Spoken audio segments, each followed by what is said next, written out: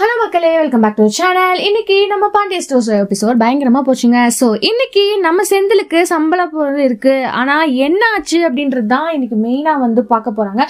So சம்பளம் வந்த உடனே எல்லாருக்குமே வீட்டுல கிஃப்ட் வாங்கி தரணும்னு சொல்லிட்டு ஒவ்வொருத்தருக்கும் ஒன்னொன்னா வாங்கி கொடுத்துருக்காங்க. ஸோ ஃபைனலி நம்ம செந்தில் அவங்க அப்பாவுக்கு பாண்டியனுக்கு இந்த மாதிரி ஃபுல்லாவே காசு கொடுக்கணும் அப்படின்ற மாதிரி ஒரு விஷயத்த சொல்றாங்க. ஸோ இந்த விஷயத்தினால பாத்தீங்கன்னா இதனால இப்படி எல்லாம் பேசிக்கிறாங்க அப்படின்ற ஒரு விஷயம் போனாலும் வாட்ச் கொடுத்த உடனே அவர் வேண்டாம்னு சொல்லிடுறாரு. ஸோ இதனால ரொம்பவுமே அப்செட் ஆயிடுறாரு.